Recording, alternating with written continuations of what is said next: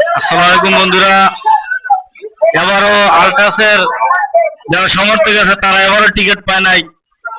বন্ধুরা, তারা যারা টিকিট পায় নাই তারা একটা অনেক আশাবাদী একটা টিকিট পাবে, অন্তত পক্ষে আলট্রাসের সদস্যরা একটা টিকিট পাবে, এই চেষ্টা তারা করে যাচ্ছে। কিন্তু এখনো তারা কোনো টিকিট ব্যবস্থা করতে পারতেছে না। ওরা ডোল ডাক ডোল পিটাইও কোনো একটা টিকিটের ব্যবস্থা করতে পারতেছে না।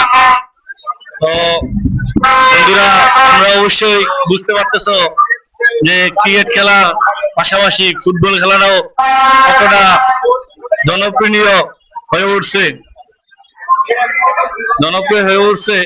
এই ফুটবল খেলাটা এই হামজা চৌধুরীর মাধ্যমে খেলাটা এতটাই একটা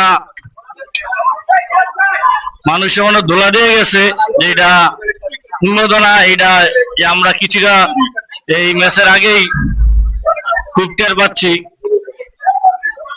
আমরা আইন শৃঙ্খলা বাহিনী এবং নিরাপত্তা আরো যারা সদস্য আছে তারা খুব চেষ্টা করতেছে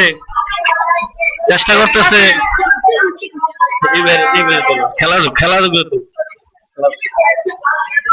তো তারা চেষ্টা করতেছে নিরাপত্তা দেওয়ার জন্য। তারপরও আলট্রাসের সদস্য অনেক প্রচুর সমর্থক আছে আলট্রাসের, তারা এখনো একটাও টিকিট পায় না, গতবার টিকিট পাইছে না। তারপরে স্টেডিয়ামের গেট ভাঙ্গা ঘরে কিছু দর্শক ঢুকছিল। এবার আমরা এমনটাই আশঙ্কা করছি, মনে হচ্ছে এমন কিছু একটা হয়ে যাবো। তবে এমনটা না হোক, কারণ দেশের সাথে ফুটবলের সাথে এমন কিছু আমরা করব না। আমরা এমন কিছু করব না যারা দর্শকের খেলার একটা বিঘ্নিত করতে পারে। এবং আমাদের খেলাধুক এই যে সাংবাদিকরা আছে সবাই একটা জয় চাচ্ছে, একটা জয় মাত্র, একটা জয়। আশা করি হামজা চৌধুরী আমাদের একটা জয় এনে দিতে পারবে।